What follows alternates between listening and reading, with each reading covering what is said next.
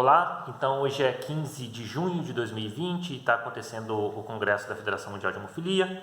O Congresso está sendo transmitido online por causa da pandemia do coronavírus, como a gente já viu anteriormente. E esse é mais um vídeo para falar sobre, fazer um resumo do que foi discutido nas palestras do dia de hoje. Então foram mais um dia de muitas palestras.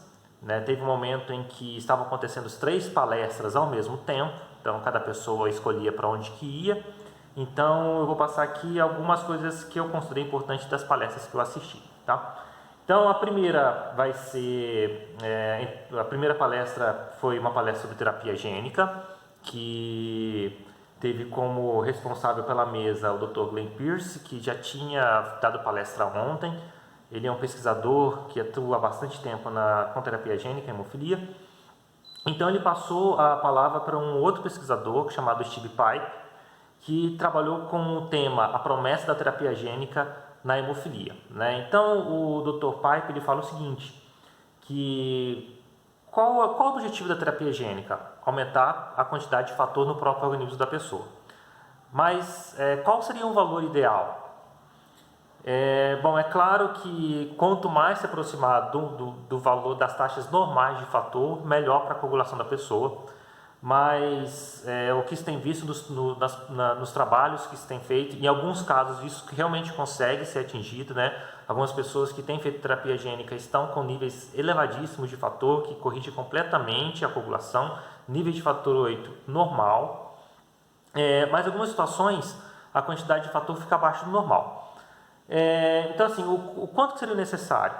Bom, isso vai ser discutido ao longo das apresentações, mas o que se pensa é o seguinte, que na terapia gênica, mesmo que a quantidade de fator não esteja dentro dos valores que são considerados normais, que é de 50% a 150%, valores mais baixos que isso podem conferir uma proteção suficiente para que a pessoa não tenha tantos sangramentos espontâneos e interrompa o ciclo de hemartrose, fazendo com que, se for necessário reposição de fator, vão ser em situações como trauma ou realização de cirurgias. Então, mesmo um nível de fator de cerca de 30%, às vezes 30% já corrige quase completamente a coagulação em algumas pessoas, mas níveis mais baixos que isso, vão ser níveis também que vão proteger contra sangramentos, mas vão existir ainda situações onde a pessoa precise fazer reposição de fator, quando tiver então traumas ou outros sangramentos, ou quando ela for ser submetida a cirurgias. Também foi abordado que algumas questões a gente precisa ficar atento com algumas questões, como por exemplo, a equipe de tratamento que vai atender o paciente que for receber terapia gênica, ela precisa receber a devida orientação, então ela precisa ser treinada. Então assim, como treinar os médicos para trabalhar com essa parte da genética? Então é um desafio. Ainda, como pagar pela terapia gênica? Porque terapia gênica vai ser cara.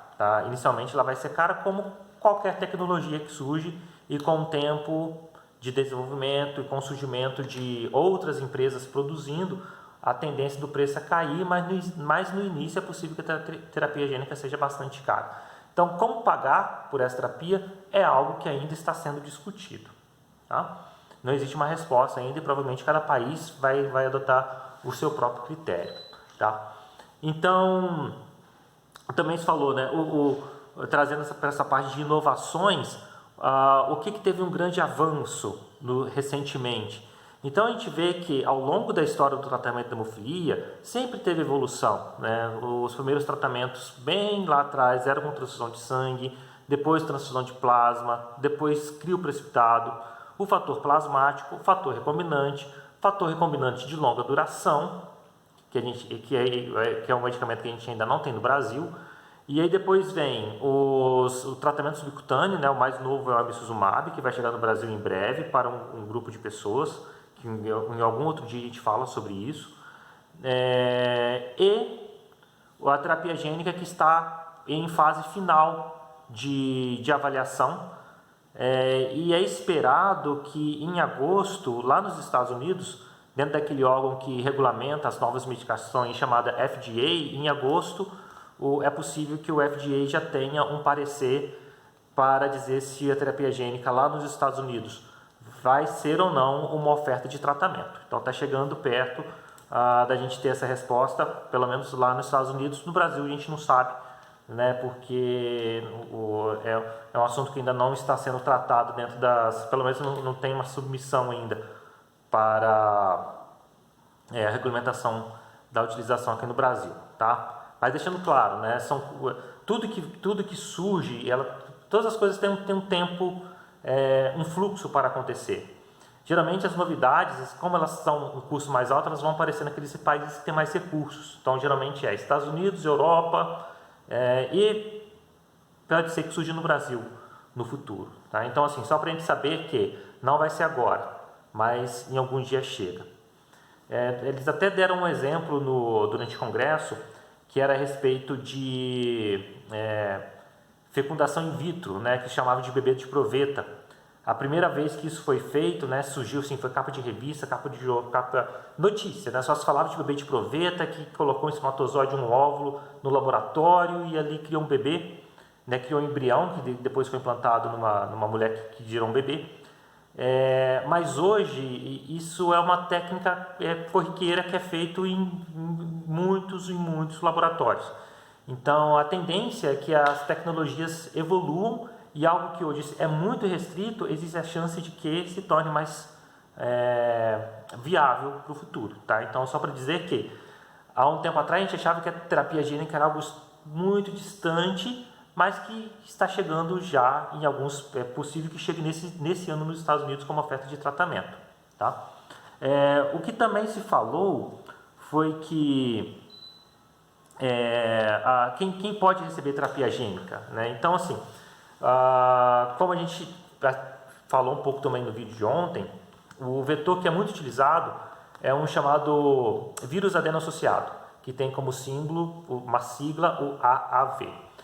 É importante dizer que esse vetor é derivado de um vírus, e quando o vírus entra no nosso organismo, o nosso sistema imunológico, né, nossos glóbulos brancos, vão combater esse vírus e vai ser feita a produção de anticorpos contra, né, o AAV, esse vetor que é utilizado na terapia gênica. O que é o AAV? É um derivado de um vírus que cerca de 30% a 70% da população mundial já entrou em contato.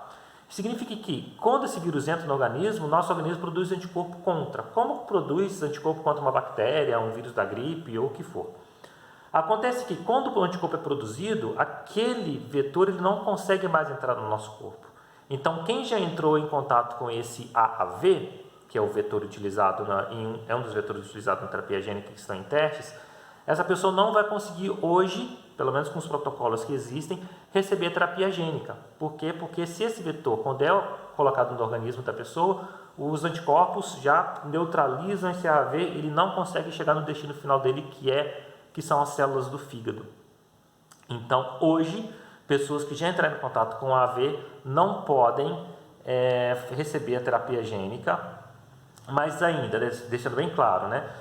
Tem pesquisas para tentar contornar essa situação e a gente já vai falar de um outro tipo de vetor que está em teste, mas só para dizer que as coisas evoluem, ok? Então também foi falado sobre mais desafios que podem ser encontrados quando se fala em terapia gênica. Um deles muitos centros de tratamento de hemofilia, que são os hemocentros, não estão confortáveis com todas as etapas de terapia gênica. Por quê? Porque é muita informação nova. É claro que sempre quando surge algo novo, precisa ser dedicado bastante tempo para que a quantidade de informação chegue de forma bem clara. Ou seja, precisa ter muitas etapas de educação. Muitas reuniões, né, muito material precisa ser apresentado. Isso é normal e o receio ele sempre precisa acontecer, é bom que ele aconteça, porque isso permite com que a gente se capacite, tá? Para não acontecer de qualquer jeito, é claro. Então, assim, como instruir corretamente todos os profissionais de saúde?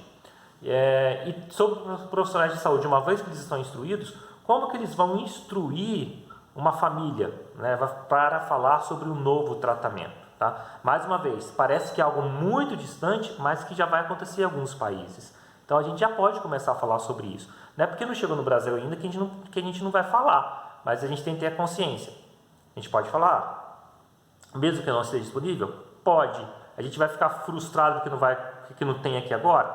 Sim, as coisas podem até demorar para acontecer, mas é possível que algum dia chegue. Tá? Então eu gosto de ter essa visão.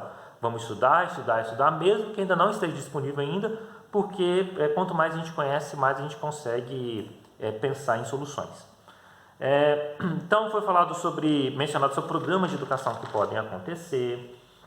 Foram apresentados também nessa palestra várias pesquisas clínicas em andamento e a preocupação com a segurança, porque é muito importante se preocupar com a segurança. É por isso que os novos tratamentos, eles demoram tanto para atingirem as etapas de testes e entrarem em produção, porque precisa ser avaliado um monte de informação, desde informações se o tratamento funciona e ainda se ele é seguro, se ele não vai causar nenhum mal para a pessoa que está recebendo. Então, as etapas são demoradas e é preciso que elas demorem, porque precisa coletar muita informação. Tá?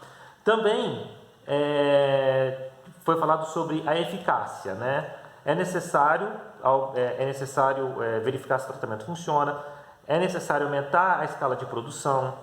O que se espera é que, com o avançar do tempo, surjam novas tecnologias para melhorar as tecnologias que estão em vigor. Foi falado que existem inúmeras empresas trabalhando com terapia gênica. O próprio FDA, que é a agência que regulamenta os testes, a liberação ou não de medicamentos nos Estados Unidos, se espera que seja submetida para avaliação 200 testes de terapia gênica em várias doenças, só no ano de 2020, ou seja, é uma área que realmente está crescendo.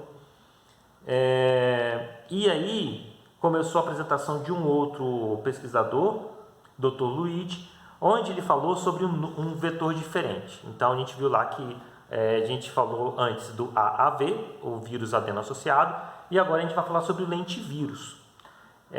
Então assim, os vírus, existe um monte de vírus, tá? Não existe apenas um único tipo de vírus.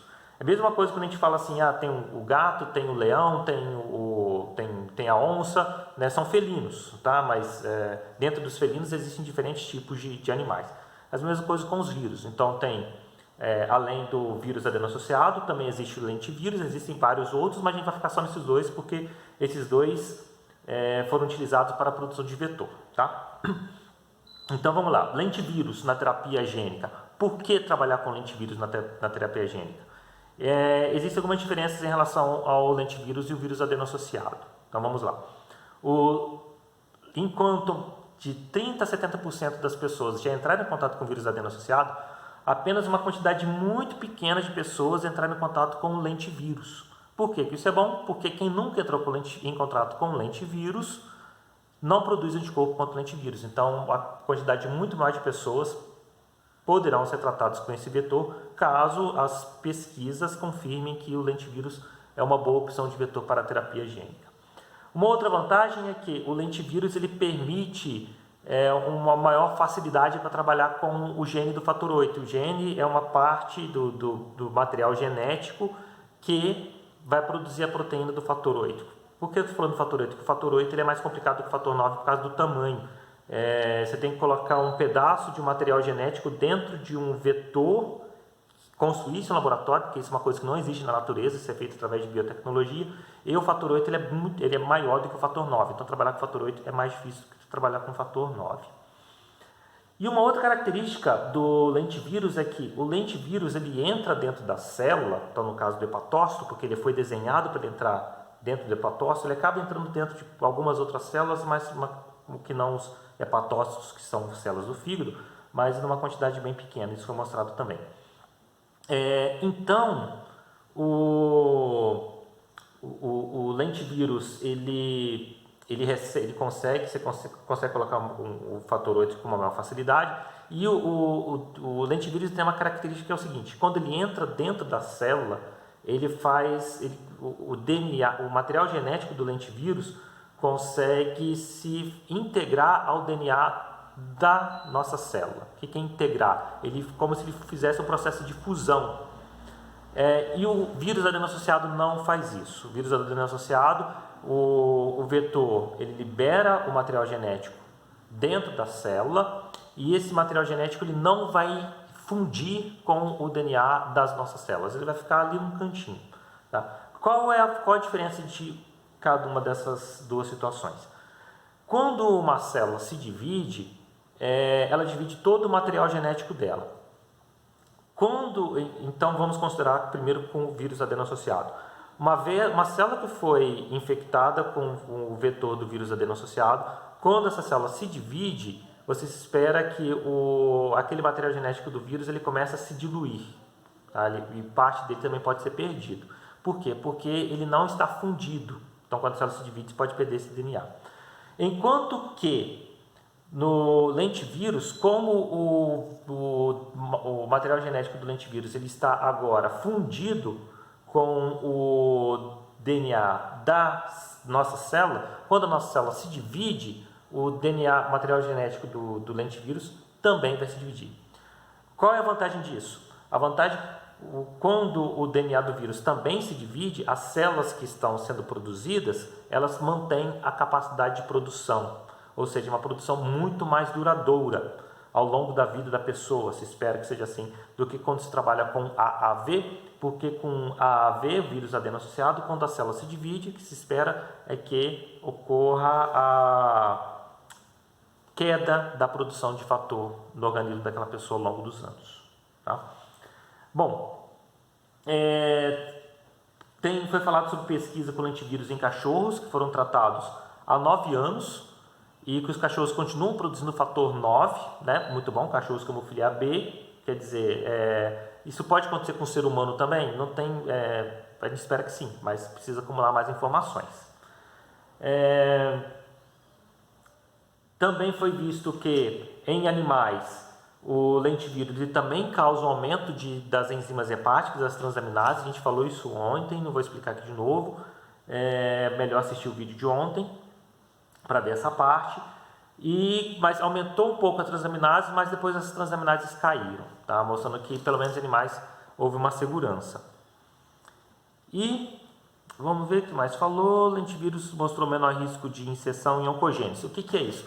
É uma preocupação que você tem quando trabalha com lentivírus. O lentivírus ele integra o DNA dele em regiões aleatórias no nosso DNA. Qual que é o risco disso? Como qualquer coisa que se insere de maneira aleatória, você não consegue ter controle onde que ela vai entrar, pode ser que isso perturbe o DNA, causando mutações. E como já é bem aceito, as mutações podem levar a problemas tal como câncer. Tá? Então essa é uma preocupação que se tem há muito tempo com terapia gênica, porque não se pode tratar uma pessoa com algo que possa causar um problema. Mas os lentivírus que estão sendo utilizados hoje, eles apresentam um risco de inserção em determinadas regiões muito menor do que os lentivírus que foram utilizados lá no começo das pesquisas, lá atrás, então mostrando que tem maior segurança. Ainda, existem mais do que 150 pacientes que já receberam terapia gênica com lentivírus para tratar inúmeras doenças, que não é hemofilia, há mais de 10 anos, e não foi visto nenhum processo de produção de células de câncer nesses 150 pacientes ao longo desses 10 anos. Bom, daí que seguiu para a palestra do Dr. Blanchet, que falou sobre a definição e o sucesso da profilaxia, que o conceito está mudando. Isso porque ele fez uma consideração a respeito das novas medicações que estão chegando e que já estão disponíveis em alguns países. Então, um aspecto que se falou a respeito dessas medicações de longa duração é que elas podem permitir o que se chama de diminuição da área do vale. Vamos explicar isso. Quando a gente aplica uma medicação, quando a gente aplica o fator, o que acontece? A concentração do fator sobe e ao longo do tempo ela começa a descer. Tá? Então, existe uma comparação disso como se estivesse falando de montanha. né, onde você sobe uma montanha, chega até o pico, depois você desce e chega até o vale. Aí se você sobe novamente uma montanha, você chega até o pico, depois você desce até o vale. É isso que acontece com a concentração do fator quando a gente faz a aplicação. A gente aplica a medicação e então imediatamente tem um grande aumento da concentração de fator, então fala que chega ao pico, e naturalmente essa medicação começa a cair até chegar numa quantidade bem baixa, que é chamada de vale. Aí essa pessoa aplica na profilaxia, aplica novamente o fator e a medicação atinge um pico e depois ela vai caindo ao longo das horas até chegar num nível baixo chamado de vale, como se fosse pico e vale de montanhas, tá? Então as medicações de longa duração fazem com que esses vales eles demorem mais tempo para chegar, por isso que é de longa duração, e a tendência é que possa se manter a concentração mínima de fator acima de 1% por mais tempo, fazendo com que a pessoa fique mais protegida, né? E isso para terapia gênica, então nem tem pico e vale, né? Tem uma concentração mais ou menos constante. Para o emicizumab também, o vale demora muito para cair e o emicizumab aplicado de novo antes que chegue até o vale final para ter novamente chegar a um pico, então tem menos flutuação e isso é melhor. Tá, mas são as medicações de longa duração que a gente espera que chegue um dia no Brasil. Então, depois partiu para palestras sobre inibidores, aí as palestras de inibidor que eu assisti, porque teve outras palestras acontecendo e eu assistia de inibidor. E a palestra de inibidor teve a presença de 3 palestrantes. Os 2 primeiros, e as palestras foram ótimas, mas as 2 primeiras palestras foram extremamente técnicas. Então foram conteúdos muito avançados que não tem como explicar aqui, a não ser que estivesse utilizando slides, e então não vai dar para explicar, mas foram conceitos, por exemplo, por que desenvolve inibidor, algumas coisas dá para falar, por exemplo, a vacinação não está associada com o desenvolvimento de inibidor, porque às vezes tem essa dúvida, eu posso aplicar o fator e dar vacina, né? Não existe uma relação entre vacinar, tomar o fator e desenvolver inibidor. Então isso foi mostrado na palestra de hoje. O que mais que dá para ver aqui? Eu acho que foi isso, porque assim, o resto foi muito técnico, como disse. As palestras foram excelentes, mas teve um critério muito técnico falando de os tipos de células que respondem ao fator quando ele é aplicado para desenvolver o inibidor. Então não dá para explicar se não tiver figuras, tá? Então eu vou pular a apresentação dos 2 primeiros palestrantes e vou seguir para o terceiro, que é a palestra do Dr. Valder Arruda, que é um brasileiro que trabalha na Universidade da Filadélfia há cerca de um pouco mais de 20 anos, se não me engano, e ele trabalha com terapia gênica. E ele falou sobre uns testes, umas pesquisas que foram feitas pelo grupo dele, tratando cachorros com inibidor, porque sim, existem cachorros com inibidor, naturalmente tem cachorro com hemofilia, né? E esses cachorros desenvolveram inibidor. E o que foi testado? A aplicação da terapia gênica nesses cachorros. E o que se observou com os animais que foram tratados é que, após a aplicação da terapia gênica, existiu a imunotolerância. O que é imunotolerância? É aquele tratamento onde que se aplica fator no organismo de alguém até o organismo aceitar novamente aquele fator e parar de apresentar o inibidor. O inibidor é um anticorpo. É como se o organismo da pessoa reconhecesse o fator como algo estranho. Então, os cachorros que tinham inibidor após receber o tratamento com terapia gênica e eles utilizaram o AAV, o vetor de vírus adeno-associado, e os cachorros tratados eles negativaram o inibidor. O Dr. Valder deixou também bem claro que não necessariamente esses resultados eles podem ter essa evolução tão satisfatória quando se for utilizar em pessoas. Por quê? Porque a maneira como o sistema imunológico do cachorro enfrenta o fator é diferente, porque o fator do cachorro e o fator do ser humano possuem pequenas modificações que são chamadas de modificações pós-traducionais. É um assunto de bioquímica que também precisa de mais coisas para falar, mas a gente pode falar isso no futuro. Então, o Dr. Walter Arruda deixa bem claro, não necessariamente a resposta vai ser tão eficiente com essa metodologia, mas que desenvolvendo novos tipos de fatores, porque ao longo do dia de hoje também foi falado que estão tentando trabalhar com fatores que são mais eficientes, tal como o fator 9 de Pádua, ou o fator 8 com outras modificações, que são fatores que são mais rápidos na ativação da coagulação. Então, o Dr. Walter Arruda diz que os resultados com cachorros são animadores, não necessariamente eles vão funcionar da mesma forma como em humanos quando isso for testado, mas que incentiva que se faça pesquisas para, quem sabe, no futuro tratar pessoas com inibidor com terapia gênica, ok? Porque hoje algumas pessoas que já negativaram o inibidor, elas podem ser elegíveis, tá? Mas isso é mais específico, isso tem que ser discutido com as equipes que fazem os testes, tá? Bom, e aí por fim, a última palestra que eu assisti foi algo que traduzido seria elevando o cuidado do paciente com hemofilia, que também tinha outras palestras acontecendo nesse momento. E basicamente o que foi dito ao longo das palestras sobre a importância de criar um grupo de trabalho com todos os envolvidos com o tratamento, que vai desde a representação dos pacientes, né, que são aquele grupo que representa os pacientes, o governo, as empresas que produzem os fatores de coagulação e os centros de tratamento. Por quê? Por que juntar tudo isso? Porque você tem ali todos os envolvidos no tratamento de quem vai receber lá na ponta, que é o paciente.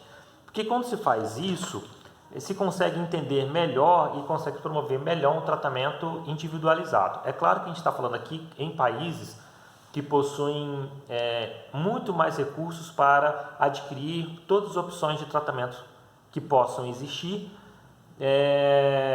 porque assim, países que são mais que têm menos recursos não conseguem adquirir todos os medicamentos que estão disponíveis. Então, para aqueles países que conseguem ter todas as opções, o tratamento consegue ser muito mais otimizado, porque consegue individualizar, consegue atender exatamente aquilo que a pessoa precisa. Embora não seja ainda a realidade do Brasil, mas é interessante a gente saber que isso existe em alguns países. Da mesma maneira para as equipes de tratamento, né? As equipes de tratamento precisam ter conhecimento das opções que existem de tratamento, quais os objetivos de tratar a pessoa com a medicação A, B ou C, os efeitos colaterais que possam existir dentro de cada medicação, se existe, né? Isso também precisa ser muito conhecido. Então, essa foi a ideia, de que quando se junta todas essas equipes, o poder de tratamento fica muito maior. Okay? Então, esse foi o final das palestras que eu assisti, né? Aquilo que eu considerei mais importante ao longo do dia. Tive problemas com conexão também, não consegui assistir todas as palestras, mas basicamente esse é o apanhado.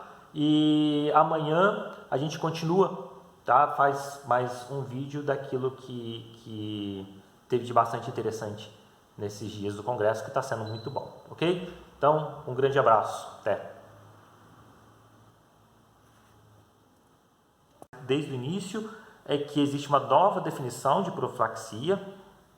Essa nova definição que a profilaxia é a administração de agentes hemostáticos que previnem sangramentos, permitindo a pessoas com hemofilia viverem vidas ativas. O que muda nessa definição? Muda que foi trocado um termo anterior que se dizia que a profilaxia era administração intravenosa. Mudou porque já existem medicações que já estão disponíveis e que estão chegando, que têm administração subcutânea, e essas medicações elas não são fatores, são ou anticorpos monoclonais, ou moléculas de RNA, que em outro dia a gente fala sobre elas, porque é um assunto que precisa de uma atenção para falar exclusivamente sobre eles. Então, mudou, né? Como não são fatores, não fala fator de coagulação, só agentes hemostáticos. Tá? Ele fez uma breve relato da história da profilaxia, onde que a profilaxia surgiu há muitas décadas atrás na Suécia e que se observava o seguinte, se observava que pessoas que tinham mais do que 3% de fator da coagulação raramente possuíam artropatia. Artropatia é artrose. Então, qual era o objetivo da profilaxia lá no início, que se manteve durante muito tempo? É que se a pessoa consegue manter um nível constante acima de 1%, ela vai ter menos sangramentos. Então, esse era o objetivo da profilaxia. Né? Então, foram demonstrados vários estudos ao longo da apresentação, que mostraram que quanto maior o tempo em que a pessoa fica com menos de 1% de fator, mais ela está exposta ao risco de sangramento e maior vai ser a possibilidade dela sangrar, dela ter hemartrose e por isso desenvolver artropatia. É por isso que numa profilaxia tenta manter a pessoa com uma quantidade de fator acima de 1% durante a maior parte do tempo. Na verdade, você evita que ela fique com menos de 1%. Tá? Então, na profilaxia na era dos novos tratamentos. E o que são os novos tratamentos? São os fatores de longa duração, são os fatores subcutâneos de longa duração, não fator, né, mas os medicamentos procoagulantes subcutâneos de nova geração, como o emicizumab, como o fituziran, que está em fase de testes, como o concizumab, que estava em fase de teste, que foi interrompido para uma avaliação e que talvez volte, né, tem que esperar os resultados. Então, esses são os novos tratamentos e a terapia gênica, né, são os novos tratamentos. Mas com os novos tratamentos é preciso fazer análise de segurança, né, então também foi discutido isso. Ao longo da apresentação ele foi abordando esses assuntos e inclusive ele mencionava qual o risco de sangramento que uma pessoa tem. Né? O risco de sangramento vai depender de algumas condições, por exemplo, a gravidade. Quem é hemofílico grave tem uma chance de ter sangramento muito maior do que hemofílico leve. Só que não é só isso. O que também é importante considerar é como é a rotina de vida dessa pessoa. Por exemplo, quem faz esporte de alta intensidade vai precisar, para a realização desses importes ou importes de risco de maior impacto, vai precisar, para realizar esses esportes, uma concentração de fator mais alta. Enquanto que pessoas que trabalham no escritório que não se expõem a ter traumas, elas não necessariamente vão precisar